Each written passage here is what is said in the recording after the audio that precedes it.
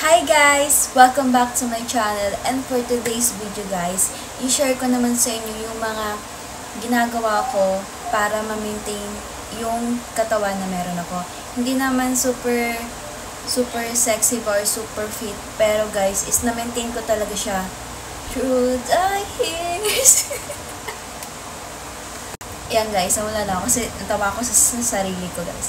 So yun, eto guys, itong share ko sa inyo guys, ano lang talaga siya, personal experience, based on my personal experience, kaya no hate guys, kasi ganun talaga yung mga experience ko, and ganun pa din yung madalas kong ginagawa ngayon. So, let's go! So, yun, makikita nyo guys, wala pa akong intro ngayon, wala akong intro sa video na to, and diretso na tayo sa topic sa vlog na to, kaya bago pa lang kasi ako gagawa ng intro, nag-iisip ako kung anong pwede kong gawing intro na vlog. Kaya, magpapaimahin nyo na. Pero, mag-start tayo. So, yun guys. So, sinulat ko siya para in order yung mga sasabihin ko sa inyo. Para naman reliable yung mga sasabihin ko sa inyo. So, yun. So, sa mga nakakilala sa akin, alam nila na hindi ako tabain din. Hindi ako mabilis mag-gain ng weight. Yun. So, isa yun sa mga factor kung bakit ganito pa din yung katawan na meron ako. So, mag-start tayo guys sa history. So, sa history guys is way back 2010 yon. First time kong sumali sa sports meet sa province namin, sa Central School, Elementary Central School ng Abra de Ilog. Yon. So, sa poblasyon siya makikita, sa Mindoro, sa Abra de Ilog. Yon. So, first time kong magkaroon ng sports noon, yung athletics running. First time ko lang siyang itry noon that time. Kasi, nirecruit lang ako ng kaklase ko noon. Hindi ako magkakamali, si Monique nag-recruit sa akin, yung kaibigan ko. Natry ko siya, then nanalo, yun. So, hanggang sa umabot ng district meet, hanggang sa umabot ng provincial meet. Then, yun, doon na nga nag-start na maging physically active ako sa sports. Doon nag-start na magtuloy-tuloy ako sa sports. So, from 2010 to 2018, yun, 2010 to 2018, naglalaro ako ng sports. So, yung mga sports na nilalaro ko noon, that time is, nag-athletics ako, nag-badminton, nag-volleyball, nag-basketball, nag-softball. Then, ang pinaka-last kong laro ng senior high sa Mamburao, sa National High School ng Mamburao. Senior high ako dun kasi ako nag-grade 11 and 12. Ang pinaka-last ko na nilaro dun is yung futsal. Yon. So, yun yung pinaka-last na sports na nilaro ko.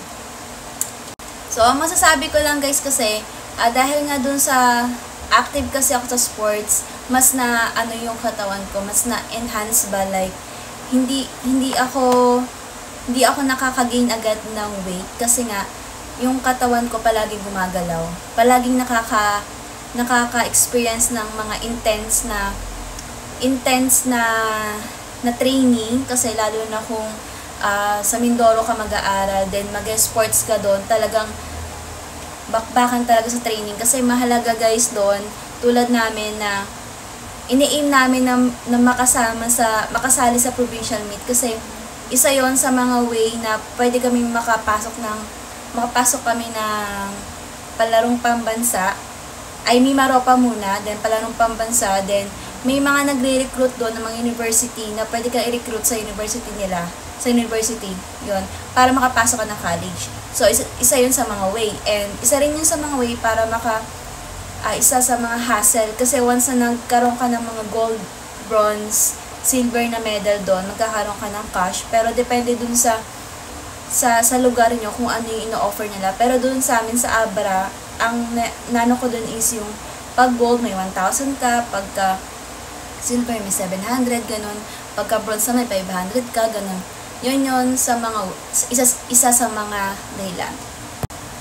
Then, dahil nga doon, parang naging habit ko na rin siya na matamlay ako pag walang ginagawa or hindi ako pinagpapawisan ng sobra or hindi man lang ako nakakapag-release ng pawis. Like, kung hindi man lang ako mag-jogging, hindi man lang ako mag-workout. So may impact yun sa akin dahil nga nasana yung katawan ko sa ganon na habit from 2010 to 2018. Kaya, ano na yung katawan ko ba? Yung parang, ano na niya, basta nakasanayan na niya, ganun. So, second ay yung motivation. Yun. So, motivation naman guys is, dahil nga bata pa ako ng 2010, then, pagtungtong ko ng high school yon, syempre, medyo dadalaga na, ganun. Ang isa sa mga motivation ko nun is yung ate ko, sa Tichi. Kasi, nagmo-modeling siya that time, then, nakikita ko na siya nag-workout noon. Tapos, ang sexy-sexy niya noon. Ang sexy-sexy niya noon. Ngayon, pwede pa ba? Yun, isa rin yun sa mga naging motivation ko para maging physically fit. Kasi, di ba, pagka physically fit ka, active ka, hindi ka ganun kasakitin, tapos, hindi ka lamyain, like, kahit saan kaya, okay ka, ganyan. At, mas nasa-show mo, yung confidence mo, mas nabuboost, yun. Then, yung sunod naman is, kinikip ko yung sarili ko na maging physically active. Yun nga, nag-jogging ako minsan, kunwari, twice a week, or once a week, ganun. Then, nag-workout ako siguro, mga, twice a week, ganun lang. Para lang ba, kahit papano, na aano ko yung katawan ko, like, hindi natetenga. Gumagalaw pa din ako. Then, as much as possible, naglalakad ako ng malayo, ganyan. Palagi ako naglalakad, ganun, para mas na-exercise yung katawan ko. Tapos, yung sunod naman dun is yung, pag-inom ko ng kape, kasi yung pag-inom ko ng kape, ginagawa ko siyang parang pang-detox, ganun, kasi once na uminom ako ng kape,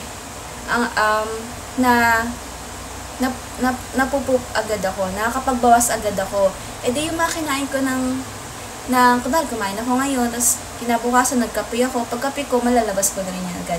So, isa yun sa mga dahilan, dahil medyo mabilis yung metabolism ko, pero ngayon nararamdaman ko na bumabagal na siya, kasi matanda na tayo, so magti-24 years old na ako, kaya kailangan talagang ma-maintain natin